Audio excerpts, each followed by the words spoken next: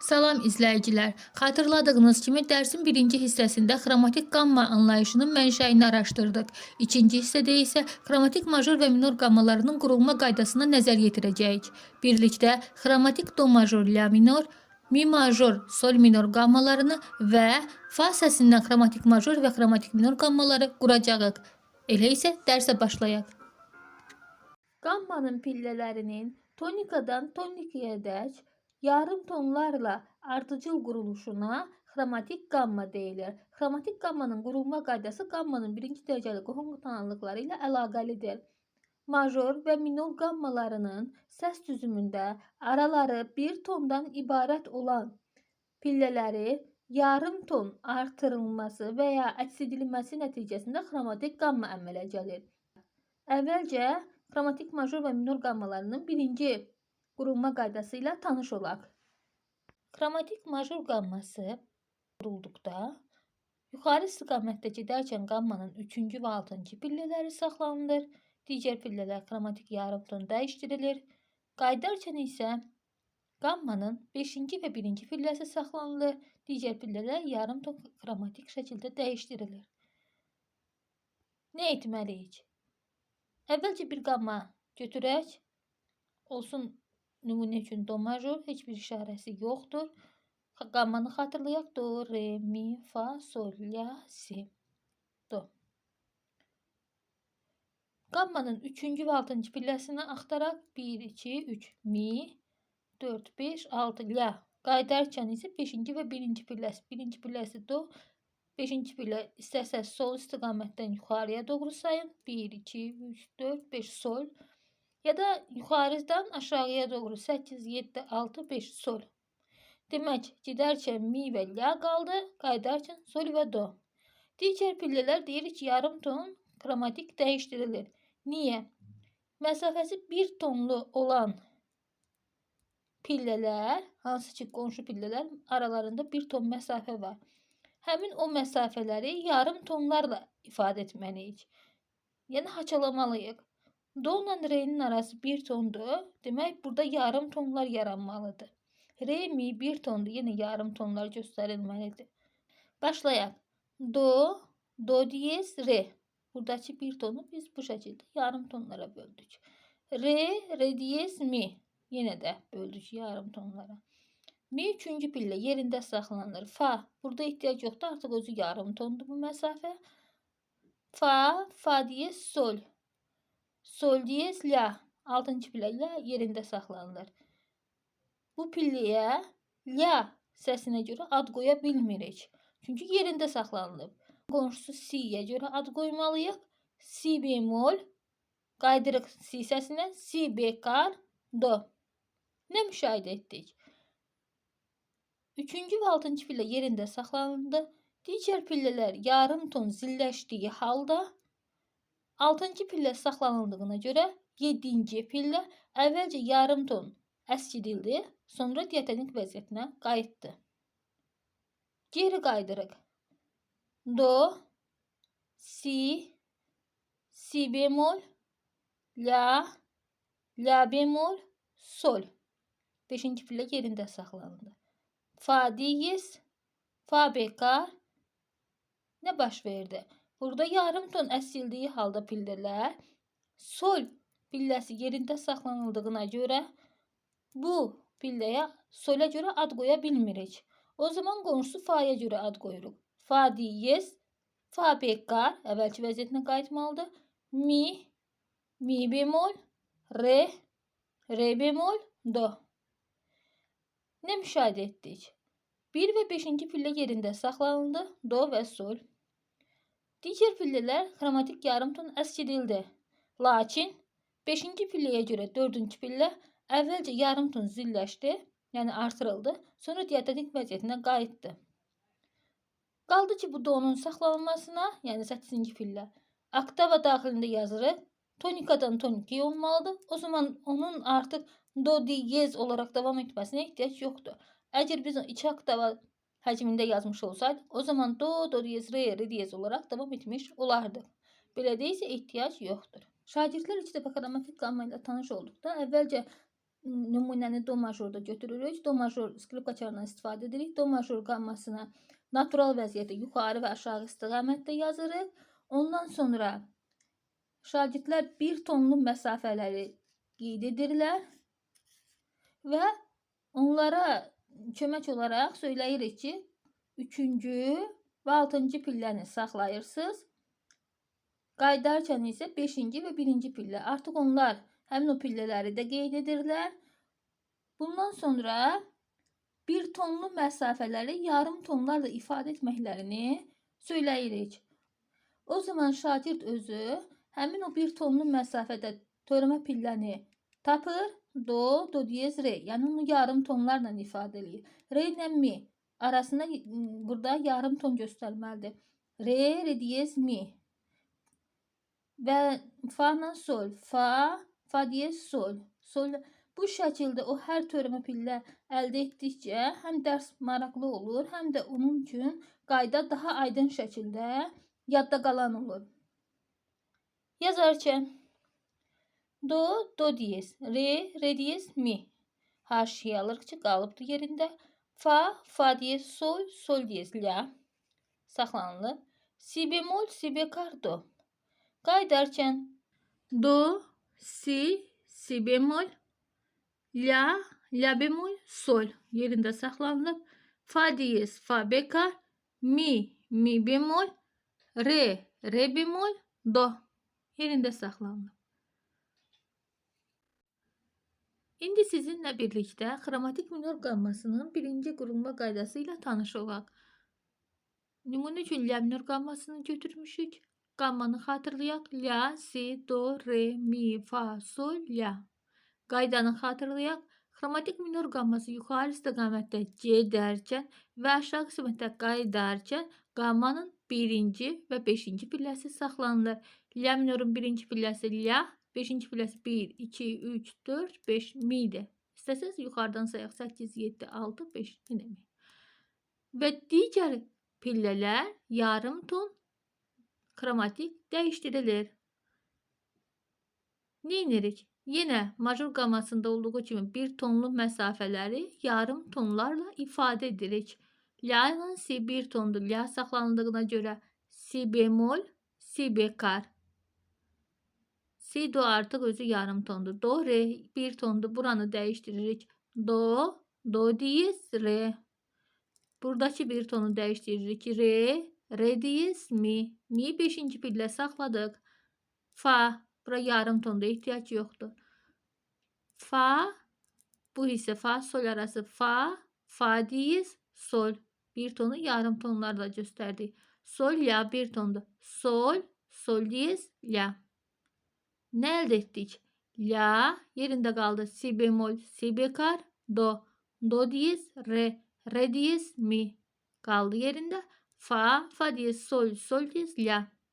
Nə müşahidə etdik? Gördük ki, xromatik yarım ton dəyişən pillələr zilləşdiyi halda do, do diyez, re, re diyez, fa, fa diyez, sol, sol diyez. Yalnız ikinci pillə, birinci pillə yerində saxlanıldığına görə əvvəlcə yarım ton əskidildi, sonra isə diatonik vəziyyətinə qayıtdı. Xromatik minor qamması qaydarkən la, sol diyez, sol bekar, fa diyez, fa bekar, mi yerində saxlanıldı.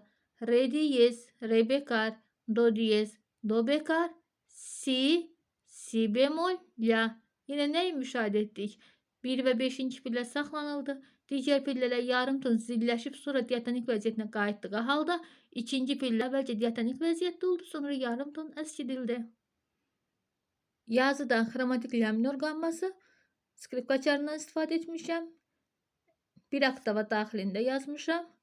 La, si bemol, si bekar, do, do diyez, re, re diyez, mi. Saxladıq 5-ci pilləni. Fa, fa diyez, sol, sol diyez, la. Qaydırıq. Sol diyez yazada bilərsiniz, yazmaya da bilərsiniz. Tək unutmayın ki, burada sol diyeziniz var. Alterasiya işarələrinin yazılma qanunu əsasən sol bekar, fa diyez, fa bekar, mi yerində saxlanıldı. Re diyez, re bekar, do diyez, do bekar, si bemol, la. Si ona görə yazırıq ki, artıq bu burada si bemol, si bekara düşmüşdü. Ehtiyac yoxdur orada başqa bir işarə yazmağa. Belə. İndi sizinlə xromatik mi major və ya xromatik sol minor qammalarında işləyə bilərik.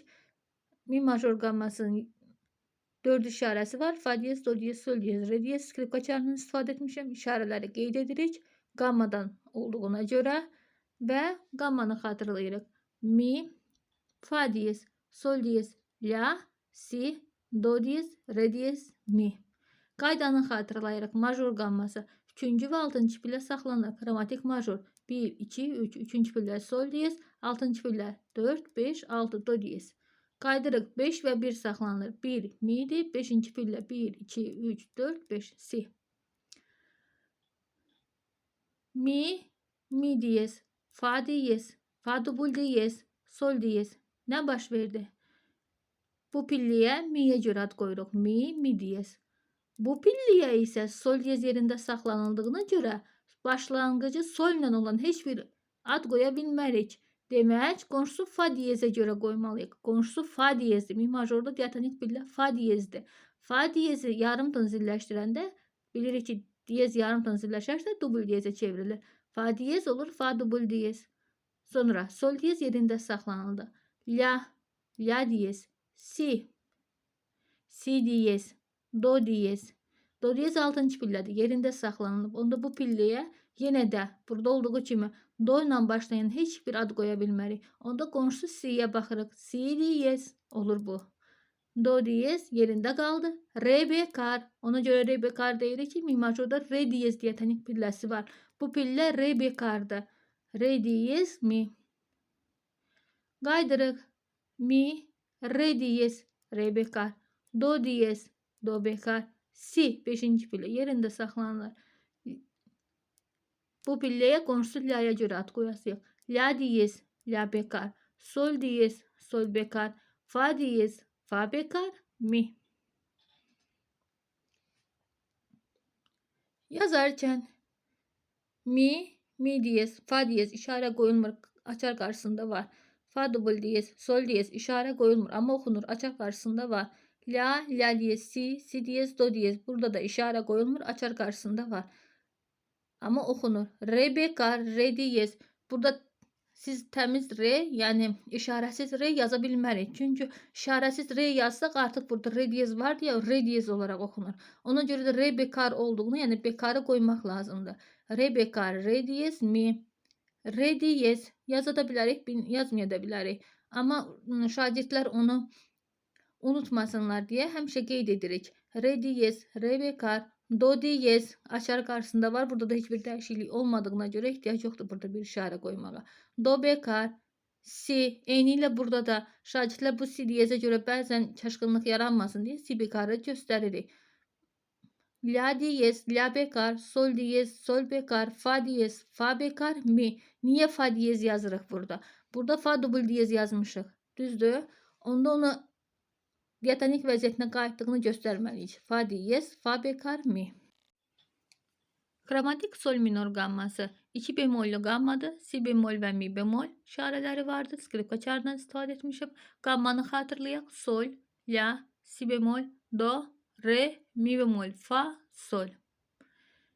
Qaydanı xatırlayaq. 1-ci, sol və 5-ci re yerində saxlanılır. Sol, la bemol, la bekar, si bemol, si bekar, do. Do diyez, re yerində saxladıq. Mi bemol, mi bekar, fa, fa diyez, sol. Qaydırıq. Sol, fa diyez, fa bekar, mi bekar, mi bemol, re yerində saxladıq. Do diyez, do bekar, si bekar, si bemol, la bemol, sol. Yazıda sol, la bemol, la bekar, si bemol açarın qarşısında var, ehtiyac yoxdur qeyd etməyə. Si bekar, do diyez, re yerində saxladıq. Mi bemol açarın qarşısında var, ehtiyac yoxdur qeyd etməyə. Mi bekar, fa diyez, sol. Geri qaydırıq. Fa diyez, fa bekar, mi bekar. Bekarı ona görə deyirik ki, qammada o mi bemol idi. Burada bekarı yazmışıq, burada yazmaya bilərik. Amma oxuyarkən, deyərkən o pillənin diatonik olmadığını qeyd etmək üçün mi bekar, mi bemol göstəririk. Re yerində saxlanıldı. do diyez, do bekar, si bekar. Ona göre ki gammada si bemol var. Onu biz si bekar olduğunu gösteririk. Si bemol, la bemol, sol. İndi sizinlə fa səsindən xromatik major qamması quraq. Xromatik sözünü buradan çıxartsaq, desəydik ki, fa səsindən major qamması quraq.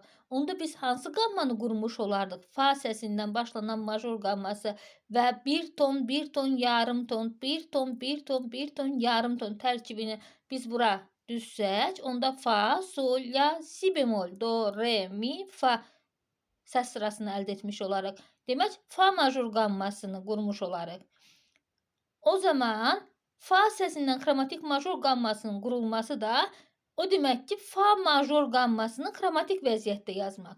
Lakin qammaya aid olan işarələr açarın qarşısına yazılmır. Yəni biz fa majoru xəyalən fikirləşirik. Elə isə xəyalən quracağımız fa major qammasının 3-cü, 6-cı, 1-ci və 5-ci pillələrini baxaq. 3-cü la, 6-cı re, qaydarkən 5-ci do, 1-ci fa. Həmin o pillələr yerində saxlanılası. Digər pillələr xromatik dəyişdiriləsidir. Yenə də deyirəm, biz səsdən qururuq. Fa majoru isə xəyalən fikirləşirik. Klaviaturada quraq. Fa, fa diyez, sol, sol diyez, la saxlanıldı. Si bemol, si bekar, do, do diyez, re saxlanıldı. Mi bemol, mi bekar, fa. Geri qaydırıq. Fa, mi bemol, re bemol, do saxlanıldı. Si bemol, la bemol, sol bemol, fa. Nə müşahidə etdik? Qaydarkən biz si dedik. Demədik si bekar. Ona görə ki, fa major xəyalən fikirlərsək də unutmayaq ki, biz səsdən qurmuşuq. Yazıda fa, fa diyez, sol, sol diyez, la. Si bemol, si bekar, do, do diyez, re. Mi bemol, mi bekar, fa. Mi bemol, re bemol, do. Si bemol, la bemol, sol bemol, fa. Si'nin qarşısında ona görə yox ki, biz burada bekar qoymuşuq, onu si olaraq deyirik. Ona görə ki, hər şeydən əvvəl biz fa səsindən qurmuşuq. Fa major qammasını xromatik yazsaydıq, o zaman si bekar olduğunu vurğulayardıq. Amma biz fa major yox, fa səsindən qurmuşuq. Fa səsindən xromatik minor qamması quraq. Fa səsindən biz minor qamması qursaydıq, hansı qammanı əldə etmiş olardıq? Hansı səs sırasını əldə etmiş olardıq? Fa, sol, bir ton, sol, la bemol, yarım ton. La bemol, si bemol, bir ton, si bemol, do, bir ton, do. Re bemol, yarım ton, re bemol, mi bemol, bir ton, mi bemol, fa, bir ton. Yəni fa minor qammasının səs sırasını əldə etmiş olardıq. Və onun 1-ci və 5-ci pilləsini saxlamaq fa və do'nu saxlamaq deməkdir. Quraq. Fa, sol bemol, sol bekar, la bemol, la bekar, si bemol, si bekar, do. 5-ci pillə qaldı. Re bemol, re bekar, mi bemol, mi bekar, fa. Geri qaydırıq. Mi bemol, re bemol, do. Yerində qaldı. Si bemol, la bemol, sol bemol, fa. Nə müşahidə elədik? Əgər biz xromatik fa minor qammasını qayıtsaydıq, fa, mi bekar, mi bemol, re bekar, re bemol. Burada si bekar, si bemol, la bekar, la bemol deyəcəkdik. Lakin biz səsdən qurmuşuq. Səsdən qurduğumuz üçün qayıdarkən artıq mi, re, si, la söyləyəcəyik. Yazıda yenə də deyirəm, fikirləşdiyimiz fa minor bizdən xəyaləndir. Heç bir açar işarəsi yazmaq lazım deyil. Fa, sol bemol, sol bekar, la bemol, la bekar, si bemol, si bekar, do. Re bemol, re bekar, mi bemol, mi bekar, fa. Mi səsdən qurmuşuq. Qammadan qursaydıq mi bekar olaraq deyəcəkdik. Səsdən qurmuşuq. Mi bemol, re bemol, do, si bemol, la bemol, sol bemol, fa. Məhz səsdən xromatik major və minor qammaların qurulması alterasiya işarələrinin qoyulmasında diqqət tələb edir. Belədə isə qurulma qaydasını xəyalən təsvir etsəniz, həmin o pillədən düşən major və minor qammaları ilə eyniləşdirsəniz, onda qurmaq rahat olacaq. Sizinlə birlikdə xromatik major və minor qammalarının tədrisdə daha çox istifadə olunan qurulma qaydasını təkrarlamış olduq. Üçüncü hissədə isə xromatik major və minor qammalarının qurulmasının birinci dərəcəli qohum tanınlıqlarla əlaqəsinə və eləcə də xromatik major və minor qammalarının digər qurulma qaydalarına nəzər yetirəcəyik. Sizləri maraqlandıran sualları şərhlərdə qeyd etməyi unutmayın.